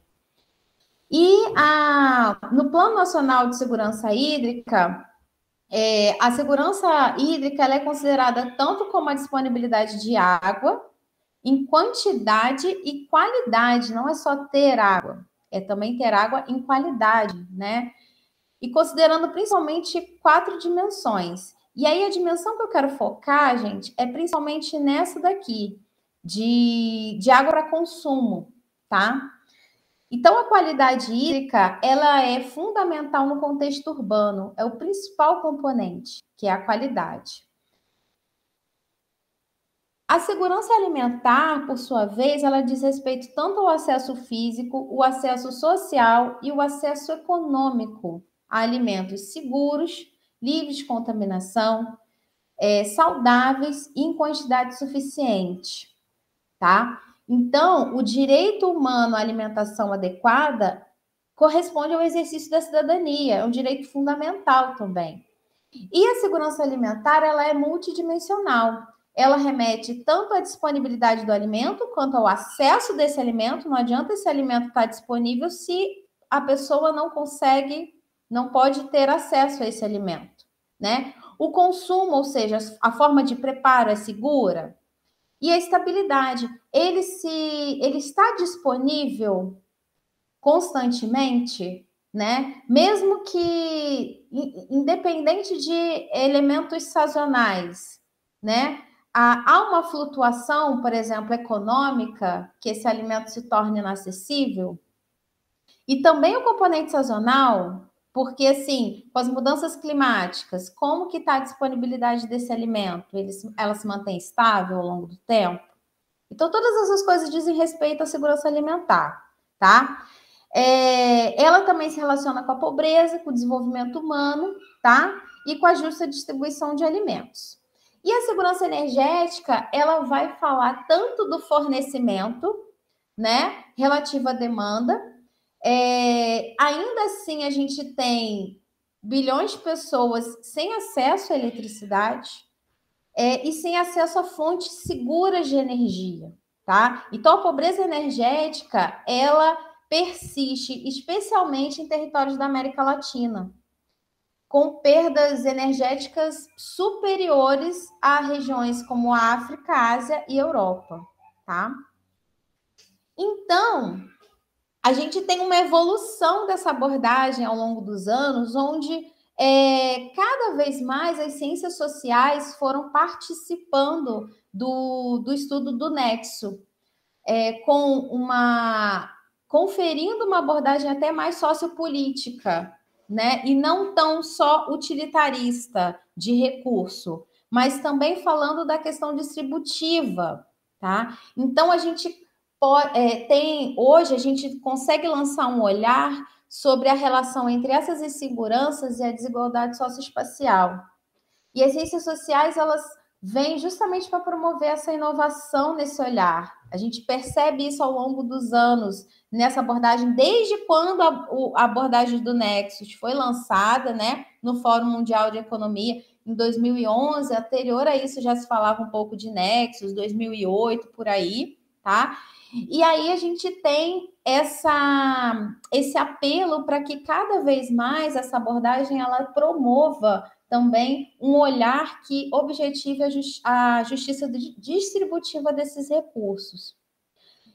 Dentro disso, e pensando no contexto das cidades, eu quero olhar agora numa escala local, numa escala de território, né? E pensando em vulnerabilidade, pensando em território, eu me remeto aos territórios populares que o Rodolfo falou, né? Onde o nível de comunidade, ele constitui o território de vivência. É ali que a gente vai ter quais são os indicadores, quais são os problemas, quais são os conflitos, para onde que aquela comunidade pretende, né? Para onde que eles querem caminhar.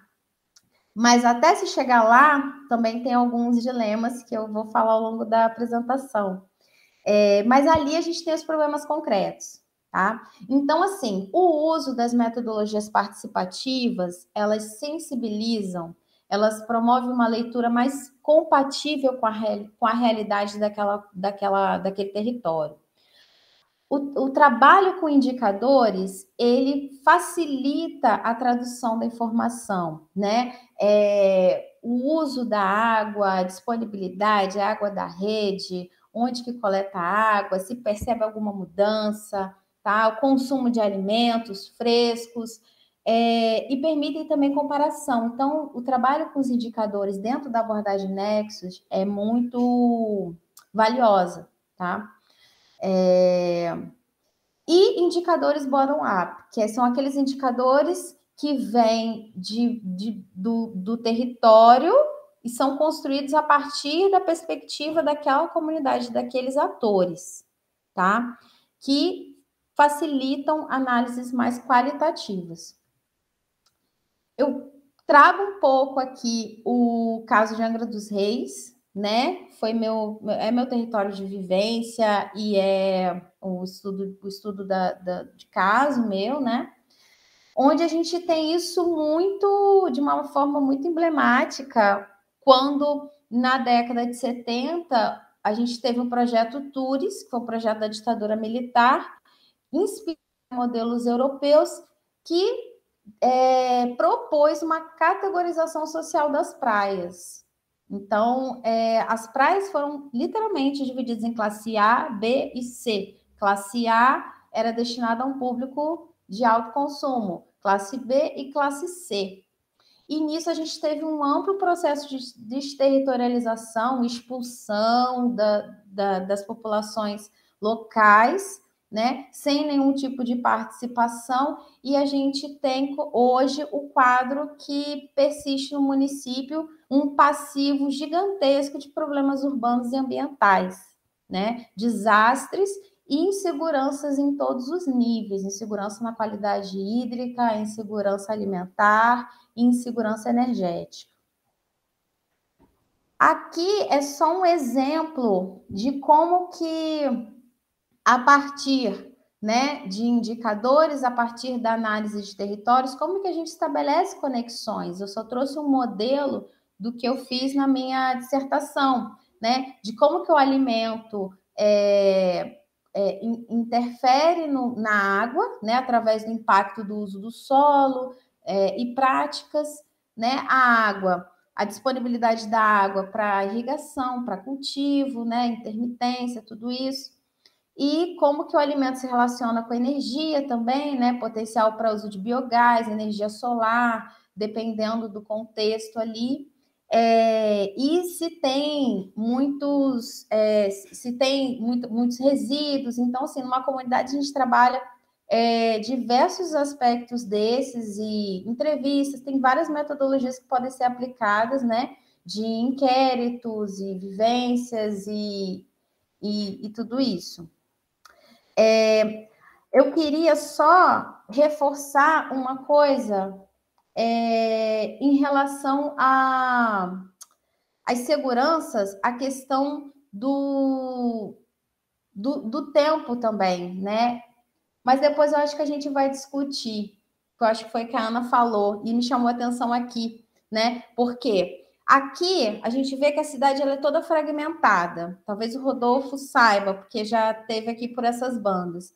Então, você tem um deslocamento muito grande entre os bairros. E isso gera um desgaste, reduz o tempo das pessoas. O tempo para cultivos, porque vocês vão ver aqui na foto, em Angra, a gente tem, principalmente nessas áreas de franja, nessas áreas, né, mais periféricas, a gente tem espaços de cultivo ainda das comunidades, mas eles não conseguem se dedicar. Então, isso é muito nítido aqui, tá? E aí eu venho, eu já estou quase encerrando, eu venho para o ODS 11, né, quando a gente fala das cidades resilientes, que é justamente o ODS que objetiva, né, que tem como meta tornar as cidades e assentamentos humanos inclusivos, seguros, resilientes e sustentáveis. Nessa pegada do ODS 11, eu quero fazer a reflexão aqui, né, de como que a desigualdade socioespacial, que Rodolfo falou, eu trouxe aqui no meu trabalho também, acho que nós três complementamos aí as falas, essa desigualdade produzida pelo modelo hegemônico, né, contribui para um quadro de inseguranças, a necessidade imprescindível de um pensamento integrado, um pensamento sistêmico para pensar o planejamento urbano, né, considerando não só água, alimento, energia, ecossistema, todos os aspectos, né? A importância do monitoramento das intervenções relacionadas a cada uma dessas seguranças, né, para contribuir mesmo para esse objetivo, né, do ODS 11, e pensar para além de uma visão utilitarista dos recursos. E isso, para que vem da biologia, assim, é essencial, porque eu trabalhei muito com o bem-estar, né, que é a escola que eu vim, né, ali no mestrado, mas pensar também o bem-viver, para além da água, para além do alimento, como a importância do comer, a importância do sentar à mesa, a importância do convívio ali, né, o direito à cidade e ecologia política é minha bandeira, né, que é uma reflexão necessária nesse planejamento, e a valorização dos saberes tradicionais, porque nesse contexto todo a gente tem todo esse processo de desterritorialização, perda dos saberes tradicionais, projetos que são pensados de cima para baixo, que não consideram quem vive ali, né? E para que se tenha esse reconhecimento e que se promova esse senso de pertencimento que foi tão perdido aqui onde eu me encontro. Eu não podia deixar de colocar esses recortes aqui, porque se Rodolfo se sente incomodado, eu então, que preparando a apresentação, me deparei com várias matérias e fiquei assim, não tem como, né, você não se entristecer, porque parece que a gente está defendendo assim coisas que são muito difíceis, a gente está tendo esses retrocessos, né? São recortes muito recentes, onde a gente tem a população não conseguindo. Na época que eu fiz a minha dissertação já era difícil, né? Já tinha gente substituindo gás por álcool, por lenha, né? E hoje a gente tem esse quadro aí, e o Brasil, novamente, né, no mapa da fome, risco de apagões e tudo isso. E basicamente é isso. Muito obrigada. Muito obrigada, Rita. Eu acho assim que todas as nossas falas elas se conectam numa reflexão, né? Uma reflexão bastante importante que é sobre o processo de urbanização extremamente acelerado que a gente viveu, né? E os problemas que enfrentamos sobre isso, né? Nas cidades da América Latina, o Brasil representa isso, essa realidade, que é a desigualdade social. A gente temos grandes centros urbanos, a gente tem ferramentas, né? Hoje, como a gente vem aqui, a gente mostrou, né? Cada um no seu campo mostra ferramentas, mas a gente enfrenta esses problemas. E a gente, o tempo todo, aqui nas nossas falas, a gente tenta refletir sobre eles, né?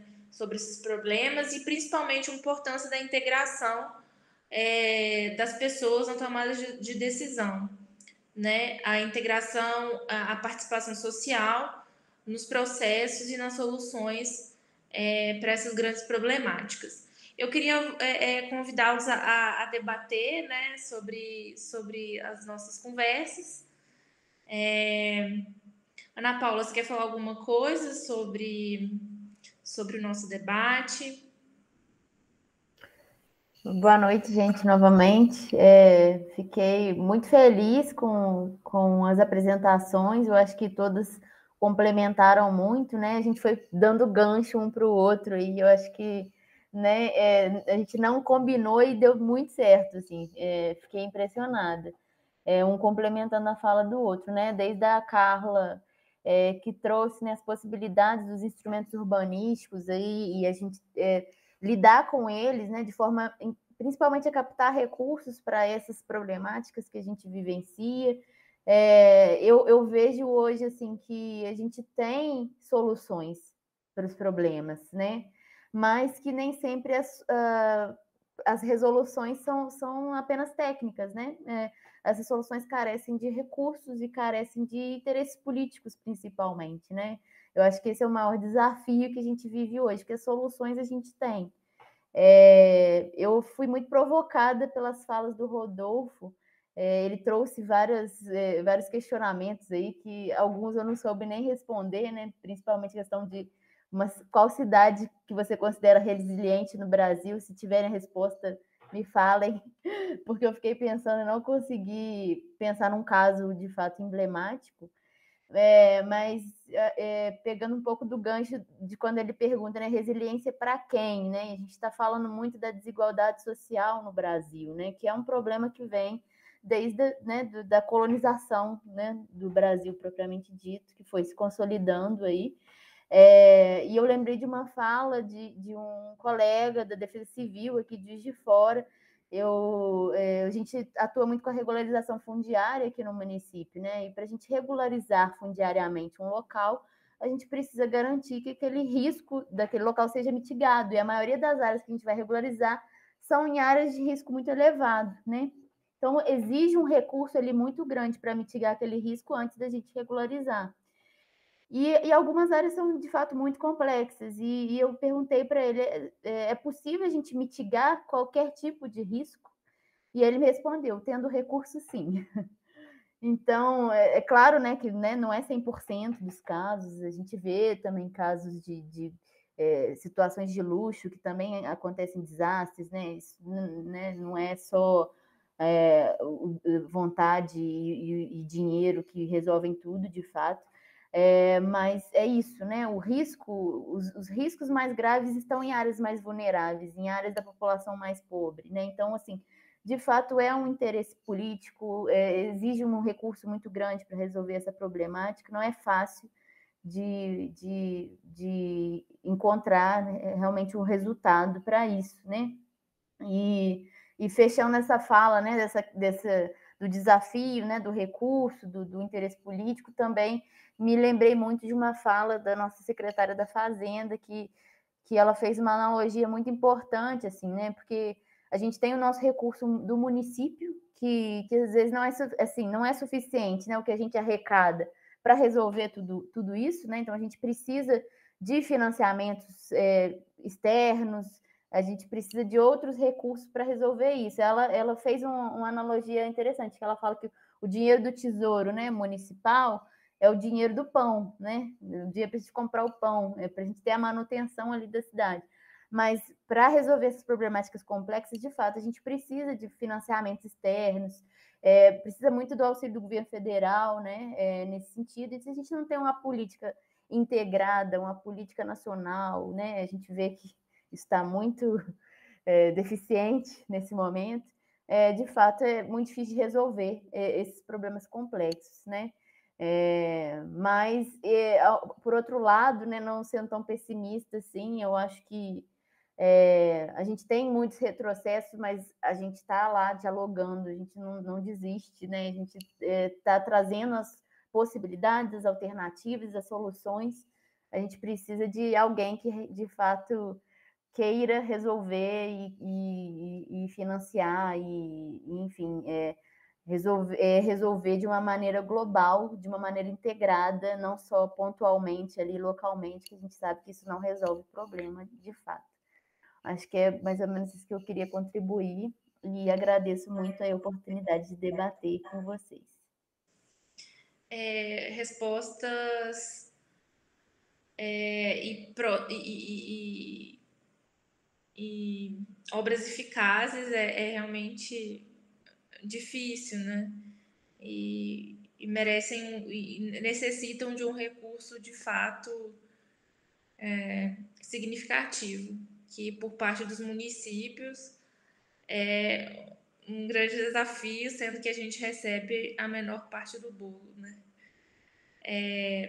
Rodolfo, você tem alguma resposta para gente? Não, eu tenho várias indagações, vários comentários, mas antes eu queria falar que a Rita cometeu um grande equívoco, porque ela falou que ela não estava tão ambientada aqui, e ela falou que ela é bióloga, ela é uma super planejadora territorial, ela falou, mas ela errou nessa parte. Dizer que com ela me sensibilizo muito com Angra dos Reis, né, porque além de falar que minha família é de lá, eu estudei o desastre, né, de 2009 a 2010 e fiz campo nos morros, na área central.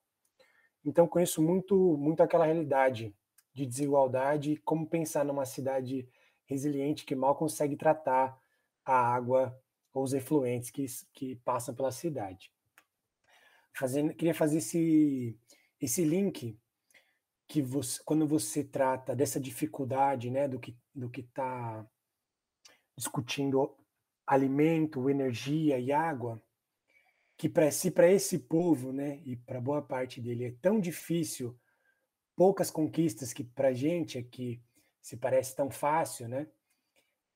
Imagina ainda ter que conviver com uma situação de risco. O risco que é aquele que pode acontecer ou aquele que vai acontecer num determinado período do ano. Eu tenho tanta coisa na frente para lutar antes de pensar que vai deslizar o barranco aqui atrás da minha casa, ou vai inundar e vai encher, eu dou outro jeito. Eu tenho bastante experiência de campo, né? Então sinto isso muito. A Ana também aqui trouxe tanta coisa boa agora no final, sabe? Que nós temos muito para contribuir, não sei se vai ser esse espaço, mas eu queria falar um pouquinho mais positivo, que eu acho que foi um pouquinho negativo, mas um pouquinho mais positivo, que é o seguinte: a gente tem, sim, e tem grupos de pessoas muito comprometidas em fazer um outro tipo de gestão de risco. Um outro tipo de gestão de risco que busca convivência com essa situação, que busca diversas medidas que não são medidas essas relacionadas às obras, essas caríssimas que a gente conversa, que permitem uma convivência muito razoável com essas situações. Isso tem uma relação direta com o detalhamento, como eu faço esse tipo de mapeamento. Como eu trato o risco? Qual que é o meu olhar para o risco? Meu olhar vem lá de trás, é o do Pereira Passos, esse é o meu olhar? Ou o meu olhar é outro, né? Eu estou valorizando primeiro as pessoas que estão dentro da casa para depois olhar o barranco que está fora da casa. Isso eu tenho visto acontecer. Pouquíssimo, mas eu tenho visto acontecer. A gente está discutindo hoje em dia uma mudança de foco, talvez. Em vez de falar do risco, eu vou falar da qualificação de segurança daquele local. Ao invés de falar que aquela população está numa situação de risco, eu vou discutir como é que eu posso qualificar aquele local para que ela conviva com aquela situação. E tira o foco do risco que ninguém quer ver na sua frente e coloca o foco de algo positivo. Eu não vou lembrar o autor que vai discutir isso, mas eu falo assim: você não tem o Ministério da Doença, você tem o Ministério da Saúde, né? Você não tem o Ministério do Crime, você tem o Ministério da Segurança. Mas você tem o Ministério das Cidades lá, que tinha uma secretaria especial que falava de riscos e desastres, e não de qualificação de segurança. Isso aqui não é texto meu, tá? Essa qualificação de segurança também não é minha. Mas tem um texto ótimo do BR Cidades, que é assinado pelo Celso Carvalho, pela Cátia Canil e pelo Ricardo Moretti, que vão falar exatamente disso. Então, eu acho que e eu tenho tratado muito nesse sentido na elaboração de planos municipais de redução de risco, que estou participando agora, fechando São Bernardo do Campo, Franco da Rocha, fechando outras perícias que participei, por aí que a gente está tentando detalhar, trabalhar no caso a caso, no casa a casa, trabalhar cada situação de forma particular. Então, tem, como você mostrou, Ana Paula, que existem alternativas de habitação de interesse social que podem ser muito melhor do que aquelas que estão na maior fatia, até do Minha Casa Minha Vida. Pensando que Minha Casa Minha Vida Entidades restaurou prédios ocupados no centro de São Paulo, que são de uma autogestão, que são feitas assembleias que você chega lá, você pensa que está num outro país, né? Onde as pessoas estão se conversando, onde estão tendo assembleias, estão fazendo atividades culturais dentro de um prédio, que era uma ocupação, que virou um prédio completamente restaurado. Então, eu vejo que a gente tem, sim, iniciativas. Eu não vejo que temos cidades resilientes. Talvez a gente tenha algumas comunidades, pensamentos, algumas ações que buscam isso como um norte mais distante do que seria uma cidade. É quase como falar que são fáceis as cidades inteligentes. Como é que pode uma cidade inteligente, com essa falta de inteligência que percorre nosso espaço e nosso entorno ultimamente? E queria falar por fim, para não me alongar demais, eu acho que sim, Carla, quando você aponta lá que a gente tem um bônus que vem desde a Constituição de 88, até antes com outras atitudes, mas com as ações, com uma luta, né, por uma luta por esses instrumentos, né, que vão sendo aplicados da forma que eles são, mas há uma luta no sentido de uma melhora das condições urbanas. Mas a Rita usou uma palavra que eu queria usar. A gente precisa se preocupar com o ônus da urbanização, né? Com esse passivo que está ficando para trás, e o passivo que está ficando para trás está ficando na mão dos que menos têm condições de enfrentar esses passivos. Acho que esse aí. Passo para a Rita. Para a Carla primeiro, claro. Não, para a Rita, vamos lá. Eu acho que se a gente combinasse não ia dar tão certo, né? Eu me identifiquei muito na fala de vocês, de cada um de vocês. Como eu disse, eu trabalhei com urbanistas, né? Lá na secretaria, eu era bióloga que não queria ficar lá na parte das unidades de conservação, eu queria ficar na cidade mesmo, pensando na cidade. E um desses trabalhos deu origem à minha dissertação, né, de mestrado, que eu fiz um trabalho participativo numa dessas áreas, lá no Bracuí, né? O Bracuí, que é uma área também bem conflituosa do município. Me chamou muita atenção quando você falou, Ana, da questão do movimento pendular. Eu lembro de um professor meu do mestrado que ele falou da importância dos programas, né, do Bolsa Família, dos programas de subsídio, porque ele falava assim, que esses programas eles compram o tempo do pobre, porque o pobre não tem tempo, né? Não tem tempo de... Eu andava, eu tenho também uma experiência de campo, tanto por conta da prefeitura quanto por conta da dissertação, e eu lembro que eu andava, eu vi os cultivos abandonados nessas áreas, e eu ficava assim, mas tem alguém aqui? Ah, não, tá trabalhando não sei aonde, fazendo não sei o que. Então, assim, ele tem um cultivo, mas não tem tempo de cultivar, né? Não tem tempo de comer, porque... E aí muitos deles falavam assim, não tem tempo disso não, tem que ir lá no centro, pegar um remédio tal. Então, como que essa fragmentação da cidade, né? E essa distância, essa divisão, essa separação desses territórios é tão sofrido assim para essas pessoas. Uma das coisas também que a gente percebe, que eu percebi, né, na minha experiência, é que o ponto focal de maior conflito no território que eu estudei, lá no Bracuí, que é um bairro lá que tem, foi justamente a construção de moradas, que são as casinhas que os moradores falam. E isso acirrou o processo de desterritorialização nesse local. Então, a gente tem moradores antigos e moradores novos e o pessoal da moradia popular, né? Então, são públicos distintos. E na época os arquitetos ficavam assim, não, vamos fazer horta comunitária, porque tudo é horta comunitária, né? A horta comunitária resolve todos os problemas. Mas não, porque eles não se dialogavam. Era briga assim, um pegando a banana no quintal do outro e tacava fogo no quintal e era muita briga. Eu falava assim, não vai dar certo. Tem que resolver primeiro o problema aqui do conflito, porque se plantar, e os moradores falavam, se plantar, vão arrancar, não vai dar certo. Então, às vezes tem uma romantização também, né, das soluções que a gente vê, né? E a gente se depara com essas coisas.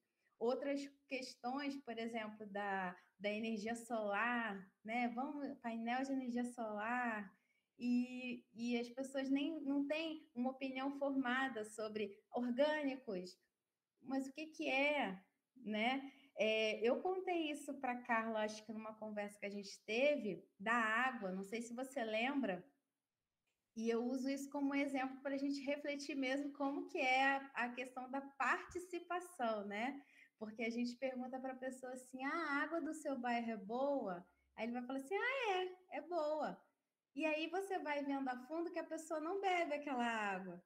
E aí você fica assim, mas é boa, mas você não bebe? Não, essa água aí dá doença. Mas como é boa? É boa porque é o que tem. Ele não tem referência. Então se você for levar pela primeira resposta, você vai achar que a água é maravilhosa, que está tudo certo. Então, essas reflexões são importantes, esse aprofundamento é importante. Não dá para a gente pensar em fazer uma entrevista numa comunidade e achar que dali a gente vai ter soluções para aquele problema, né? Eu passei 4 anos e mais 2 para o mestrado e assim, conhecendo, né? Mas assim, eu gostei muito também quando o Rodolfo falou da subsistência em risco, porque exatamente, aquilo falou muito para mim, né, das práticas tradicionais.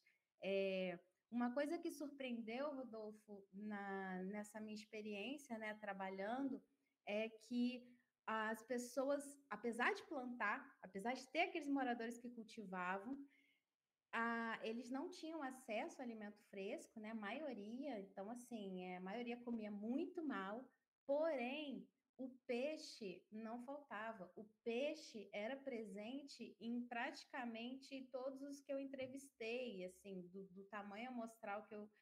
E eu ficava assim, mas o peixe... E eu sou do interior do estado do Rio, peixe para mim é muito caro, sempre foi muito caro. E aí eles falavam assim... não, mas sempre tem alguém que pesca e dá.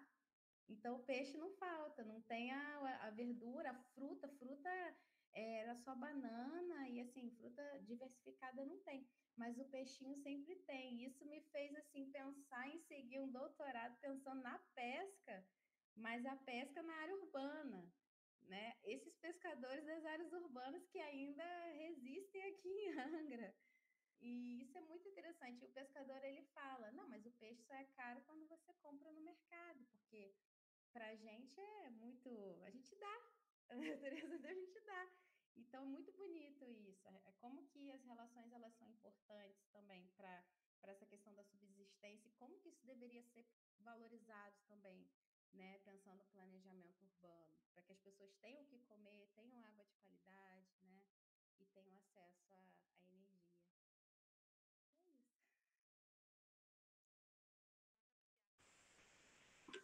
Bom, pessoal, eu queria muito agradecer as contribuições de cada um. Foram muito ricas e eu queria fazer uma conclusão a partir da retomada da fala de cada um. Para começar, a fala da Ana Paula, ela traz para a gente ela retoma o início da política urbana no Brasil a partir da ótica da habitação, né? O início da nossa política urbana, ela é marcada pela política de arrasa quarteirão, né? Retomando aí o eurocentrismo, onde a gente tinha o embelezamento dos centros urbanos, e isso provoca uma periferização da população na cidade, né? Ou seja, uma grande parcela da população ela se distribui para as franjas urbanas. Uma das políticas que tenta resolver essa falta de moradia são os IAPs, o BNH e aí mais recente o Minha Casa Minha Vida. Todos esses, eles incentivam a compra da casa própria como uma solução e muitas vezes essas políticas, né, nesses exemplos, infelizmente, a gente tem conjuntos habitacionais construídos de péssima qualidade. Eles são acompanhados de uma falta de infraestrutura, de serviços, por exemplo, de escolas, né, de transporte público.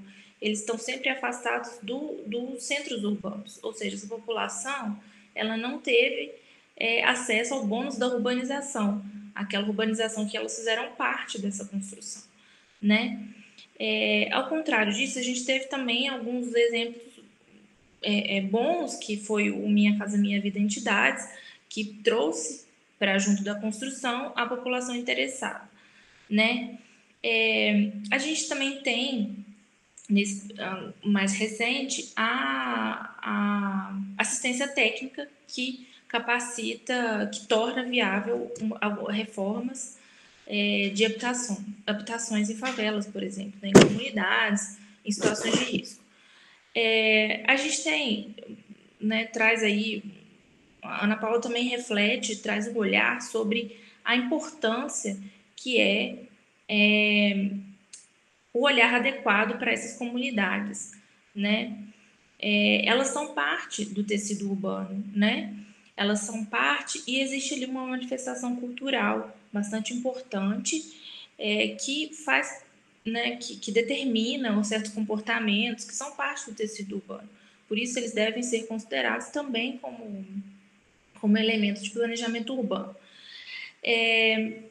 E ela fala ainda como uma forma de melhorar essa habitação, que de melhorar o déficit habitacional, que é a compra assistida, né? A utilização de imóveis para utilizar todo o potencial do centro urbano, né? Trazer de volta a habitação para o centro urbano, dos espaços vazios.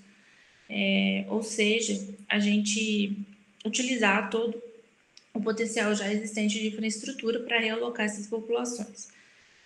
O Rodolfo ele toca num ponto bastante importante, que é a falta de planejamento urbano dentro da política de riscos e desastres. Que aí é uma coisa que eu trago lá, que eu falo lá atrás, né? A importância desses planos dentro do planejamento urbano. E a consequência da falta dessa estrutura é a vulnerabilidade a que essas populações estão sujeitas, né? Isso só pode ser mitigado a partir do momento que a gente consegue identificar, que a gente torna visível os riscos e consegue integrar, né, a urbanização, separando as ambiências, os locais de risco. Tendo os planos, a gente consegue, então, identificar essas formas. Ele ainda traz, né, uma reflexão sobre essa dualidade existente na cidade, que os espaços de riscos e os espaços, digamos, que não existem o risco, né? São formadas aí cidades totalmente duais, cidades em que a gente tem cidades em que a população está sujeita ao risco, cidades que a gente vê a população que não está sujeita ao risco. Então, a gente vê a partir daí que o risco é também desigual, né? Que a cidade é desigual também nessa característica. Bom, a Rita ela traz uma ferramenta bastante importante, que é a ferramenta do Nexus. O Nexus ele olha para o território a partir da ótica do ser humano, como parte integrante da resiliência, do sistema. Então, o usuário do território, ele é parte integrante e ele pode ser parte das soluções, né? ele é uma parte de controle dessa estrutura. Por isso, a gente precisa de um olhar bastante sistêmico e integrado, né, desse ser humano junto às políticas públicas, junto aos planos, junto à estrutura de planejamento urbano da cidade. Além disso, a ferramenta ela traz uma reflexão bastante importante, que é a capacidade dessas comunidades interagirem com os seus riscos, né, para a construção das suas próprias resiliências. Elas conseguem, essas comunidades, muitas vezes elas conseguem o acesso à água, o acesso à energia, a partir dos seus próprios movimentos internos.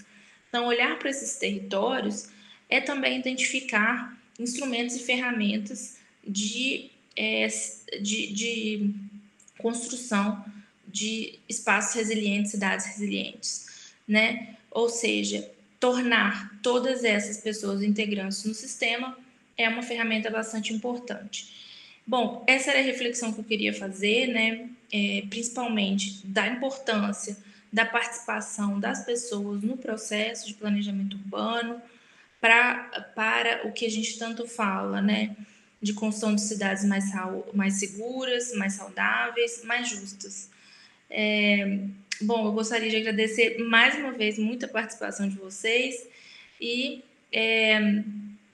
também a possibilidade que o ONU Habitat deu para nós de poder participar desse grande evento e falar um pouco sobre a temática. Um bom dia.